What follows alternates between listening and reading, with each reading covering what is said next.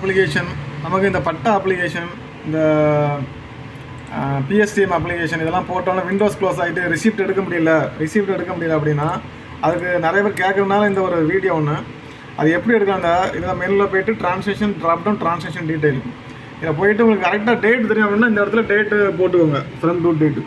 இல்லை அப்படின்னா உத்தேசமாக ஒரு வாரத்துக்கோ ஒரு மாதத்துக்கோ போட்டு சர்ச் பண்ணிக்கோங்க. அதில் டேட்டை போட்டுக்கோங்க. டிஃபால்ட்டாக டுடே டேட்டு மட்டும்தான் இருக்கும். அதுக்கப்புறம் அந்த சென்டரில் பார்த்தீங்க அப்படின்னா உங்கள் சென்டர் நேம் செலக்ட் பண்ணிக்கோங்க. செலக்ட் பண்ணிவிட்டு கீழே வந்து முக்கியமாக சம்மரின்னு இருக்கிற இடத்துல ரிப்போர்ட்டில் டீட்டெயில் கிளிக் பண்ணிக்கோங்க. டீட்டெயில் கிளிக் பண்ணிவிட்டு சப்மிட் கொடுங்க. சப்மிட் கொடுத்தீங்க அப்படின்னா இது அந்த எவ்வளோ ஃப்ரண்ட் டு டேட் போட்டிங்களோ அதில் உள்ள அவங்க ட்ரான்சாக்ஷன் டீட்டெயில் எல்லாமே உங்களுக்கு ஷோ ஆகிடும்.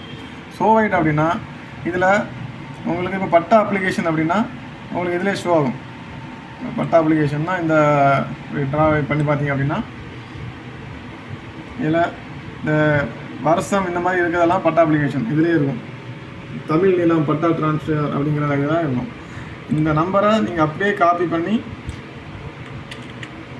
பண்ணிவிட்டு உங்களோட பட்டா வெப்சைட்டு அதில் லாகின் பண்ணிவிட்டு ரிசிப்டில் போயிட்டு கொடுத்தீங்கன்னா அது வந்துடும்.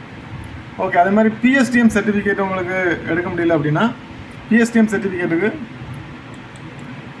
அதுக்கும் என்னன்னா அதே மாதிரி தான் போடணும். நீங்கள் இதில் போயிட்டு கமிஷனர் அந்த மாதிரி இல்லைன்னா எஜுகேஷன் அந்த மாதிரி போட்டு சர்ச் பண்ணிக்கோங்க, ஃபைன் பண்ணிக்கோங்க.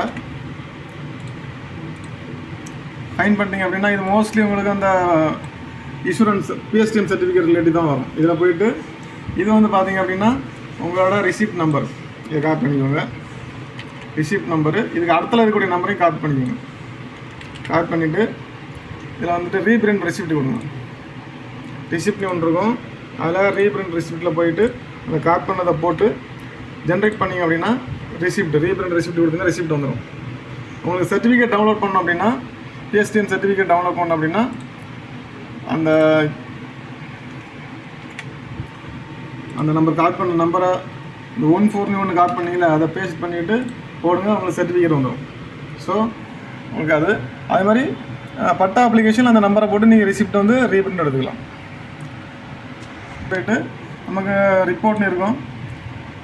அக்னாலஜ்மெண்ட்டில் போயிட்டு அந்த நம்ம கனெக்ட் பண்ண நம்பரை போட்டு நம்ம செக் பண்ணி பார்த்துடலாம்.